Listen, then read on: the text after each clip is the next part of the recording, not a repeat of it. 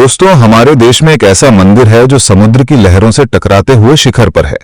इस मंदिर को हर सदी में तोड़ा गया, लूटा गया और ध्वंसक किया गया, लेकिन इन सब के बाद भी हर बार वो और भी शान से खड़ा हो गया। यह है गुजरात के तट में बना हुआ सोमनाथ मंदिर, जो सिर्फ मंदिर ही नहीं, ये भारत की रूह की कहानी है। सोमनाथ मंदिर, जिसे भारत का पहला ज्योतिर्लिंग भी माना जाता है और जो हमें यह सिखाता है कि आस्था को कितना भी गिराने की कोशिश करो, वो कभी मिट नहीं सकती। तो आइए आज चलते हैं सोमनाथ मंदिर की यात्रा में और जानते हैं इसका इतिहास और इसकी कहानी। बहुत समय पहले ब्रह्मा जी के मानस पुत्र दक्ष प्रजापति के 27 कन्याएं थीं। ये सभी कन्याएं नक्षत्र कहलाती हैं। जब वे विवाह योग्य हुईं तो उन्होंने चंद्रदेव का वरण किया।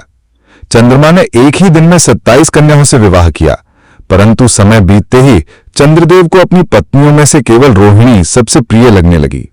वे दिन रात रोहिणी के साथ ही रहते और शेष 26 पत्नियों की उपेक्षा करते। अन्य पत्नियां दुखी हो गईं और अपने पिता दक्ष प्रजापति से शिकायत की। दक्ष ने यह सुनकर क्रोध में आकर चंद्रदेव को श्राप दे दिया कि हे चंद्र, तुम क्षय रोग से ग्रसित हो जाओगे और धीरे धीरे क्षीण होकर समाप्त हो जाओगे। श्राप के प्रभाव से चंद्रदेव का शरीर क्षीण होने लगा, उनका तेज लुप्त होने लगा, आकाश में चंद्रमा का प्रकाश घटने लगा, पूरी सृष्टि अंधकारमय हो गई, फसलें सूखने लगी, ऋषियों के यज्ञ अधूरे रह गए, देवताओं के कार्य बाधित होने लगे। देवता व्याकुल होकर ब्रह्मा जी के पास पहुंचे। ब्रह्मा जी ने कहा कि इस श्राप से मुक्ति का उपाय केवल भगवान विष्णु बता सकते हैं। सब देवता भगवान विष्णु के पास गए।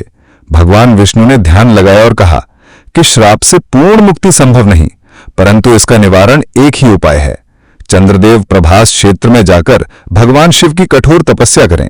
महादेव प्रसन्न होकर उन्हें वरदान देंगे। चंद्रदेव ने समुद्र तट पर स्थित प्रभास क्षेत्र का रुख किया। वहां उन्होंने एक महान शिवलिंग की स्थापना की और गहन तपस्या आरंभ की। वर्षों तक निराहार ध्यान और जप करते रहे।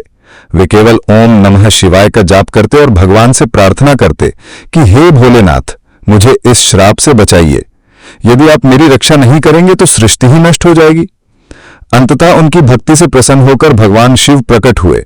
त्रिशूल धारण किए, गले में सर्प और जटाओं से गंगा धारण किए भोलेनाथ चंद्रदेव के सामने खड़े हो गए। महादेव ने कहा, वत्स सोम, तुम्हारी तपस्या से मैं अत्यंत प्रसन्न हूं। मैं तुम्हें श्राप से पूर्ण मुक्ति तो नहीं दे सकता, परंतु वरदान देता हूं कि तुम कभी पूर्ण क्षीण नहीं होगे। मास के 15 दिन तुम घटते रहोगे और अगले 15 दिन बढ़ते रहोगे। इस प्रकार शुक्ल पक्ष और कृष्ण पक्ष का आरंभ होगा। तुम्हारा अस्तित्व सदा बना रहेगा और तुम जगत का शोभा कारक रहोगे। चंद्रदेव ने प्रसन्न होकर शिव से प्रार्थना की कि वे सदा प्रभास क्षेत्र में वास करें। महादेव ने उनकी इच्छा स्वीकार की और वहां ज्योतिर्लिंग के रूप में प्रकट हो गए। इसी कारण से यह स्थान सोमनाथ कहलाया। सोम अर्थात चंद्रमा और नाथ अर्थात शिव। यह प्रथम ज्योतिर्लिंग बना और आज भी इसे सबसे महान ज्योतिर्लिंग माना जाता है। समय बीता, भक्तों ने सोमनाथ मंदिर का भव्य निर्माण किया। यह मंदिर सोने, चांदी, हीरे और रत्नों से सज्जित था। ऐसा कहा जाता है कि मंदिर में एक विशाल शिवलिंग था जो हवा में झूलता था। इसकी अद्भुत वास्तुकला देखने के लिए दूर दूर से यात्री आते थे। माना जाता था कि यहां आकर दर्शन करने वाला पापों से मुक्त होकर मोक्ष प्राप्त करता है। समुद्र की लहरें मंदिर की सीढ़ियों को छूती और लहरों की गूंज शिव भक्तों के हर हर महादेव के साथ मिलकर अद्भुत दृश्य प्रस्तुत करती। इतिहास साक्षी है कि इस मंदिर ने न जाने कितने आक्रमण झेले। सबसे पहले 725 ईस्वी में अरब आक्रमणकारी अल जुनैद ने इस पर आक्रमण किया, परंतु असली विनाश हुआ 1025 ईस्वी में जब गजनी का महमूद आया। कहा जाता है कि महमूद गजनी को जब सोमनाथ मंदिर की संपत्ति का समाचार मिला तो वो विशाल सेना लेकर आया। उसने हजारों भक्तों का संहार किया और मंदिर को लूट लिया। सोने, चांदी और रत्नों से भरे खजाने को ऊंटों पर लाद कर गजनी ले गया।